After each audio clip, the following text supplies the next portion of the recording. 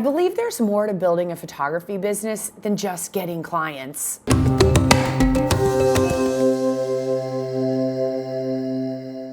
Hey, I'm Sarah Petty, photographer and founder of one of the most profitable photography businesses in the United States. And it's my passion to help photographers make money, but also put their family first. You shouldn't have to choose.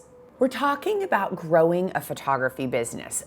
What does that look like? Having been the coach of photographers for many, many years, I hear the same thing. Oh, Sarah, if I just had more clients, everything would be fine. And in reality, it's about so many more things. So I want to share a bunch of things that you're going to want to know that are really going to help you build a healthy, profitable photography business. It's not just about having more clients. You have to keep getting them. You have to get them to come back. It's all of the things. So grab your pen and paper because you're going to want to write these down. Number one, treat your clients like you would your family and friends. Now, that doesn't mean give away your artwork or discount it. That's not what I'm talking about. But when you follow the boutique model, which is what I live by and what I teach and all my students do, where it's high touch, we have a process where we're meeting with the clients over and over and over again. By the end, we have really great relationships. So when I see them in public, I love them. I know them. They yell, "Hey, Sarah."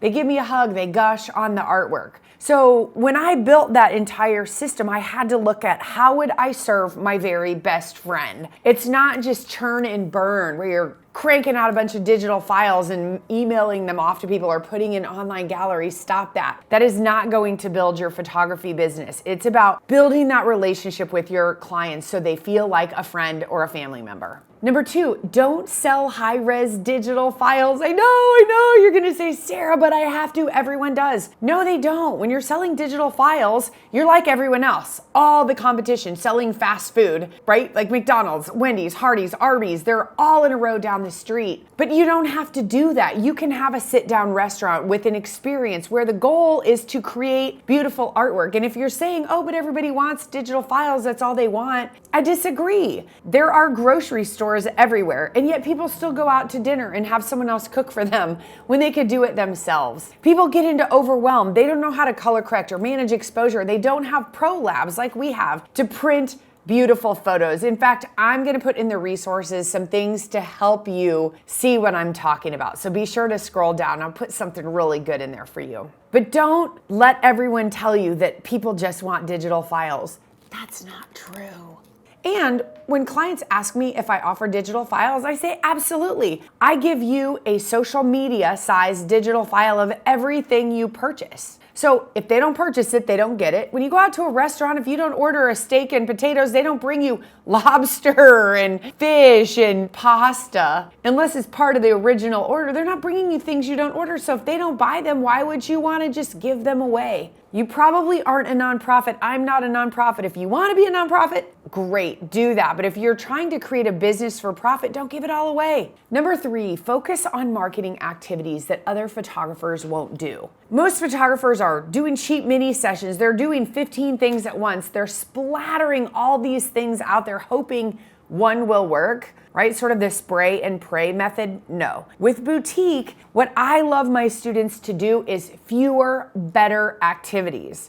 Do one until it rocks for you. I've got a student from the New Orleans area who got over $350,000 the next year, over $450,000 with one marketing activity I taught her. So it's not about, I've got to do more. It's about doing one thing really well. And that may be all you need. Because what happens is you're spreading yourself too thin. You're not doing a great job at anything. It's about building relationships. Sometimes that's finding a partner who can consistently feed you clients because you share a target audience. So many ways to do that, but you don't need to do them all. Okay, focus. Number four, invest in professional graphic design. I'm going to say it very clearly because this is my soapbox, this is my platform. People aren't buying something like this beautiful camera where they see, ooh, it's beautiful, it's expensive, it's worth the value. They're buying something that they haven't seen yet. So they're judging you based on what they can see, which is often your design. So if you are not a trained graphic designer, meaning you have education as a professional graphic designer, not that you've played with fonts, then that's not good enough. You're screaming to people, I'm an amateur photographer and don't hire me or try to negotiate with me for lower rates. Good design creates value, and everything we're doing in a business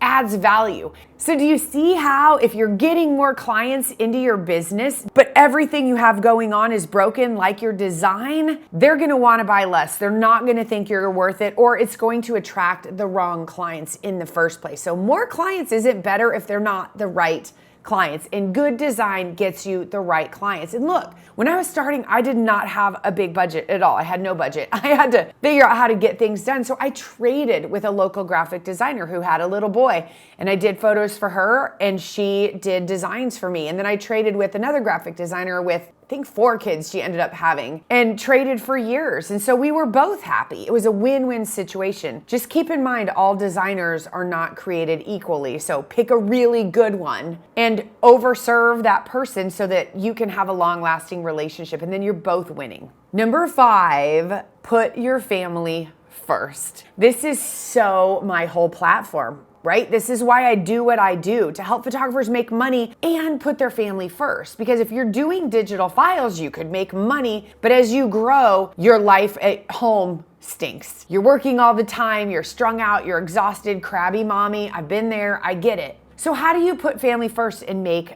a profitable photography business? You might be asking me. The biggest thing is creating the boundaries and the structure and making sure that your business model is all consistent. It's hard to have rules when you're a fast food, digital file only photographer, right? People see you as low end inexpensive. Then you pile a bunch of rules and boundaries on it and they're like, I'll just go to someone else. They're cheap and easy and quick. But when you're a high touch boutique photographer and you're creating that commissioned artwork for people's walls, you're worth more. And I made the rule years ago that I do not schedule sessions nights and weekends. And I've made very few exceptions over the years, mostly for my really great clients because their family was in from outside the country or random things, but I had a minimum order and they always met it. So it was never a big deal. But in the beginning, I had to start by adding a higher session fee on nights and weekends. And it's funny how people want nights and weekends and they say, I can only do nights and weekends, until you say, hey, no problem, it's $150 more for nights and weekends. And they say, oh, Thursday afternoon will be just fine, Sarah. I heard that worked and that's what I did. And all of a sudden I realized people can make it in the day. When I get that objection, I'll ask people, does your husband ever golf? Because I typically work with the wife. Does your husband ever golf? Does he take off for doctor's appointments? Could you come at the end of some other appointment? And they're like, yeah, we can do that. Like, this is really important. Creating this artwork that's an heirloom that you're gonna have forever. You don't wanna just shove it in.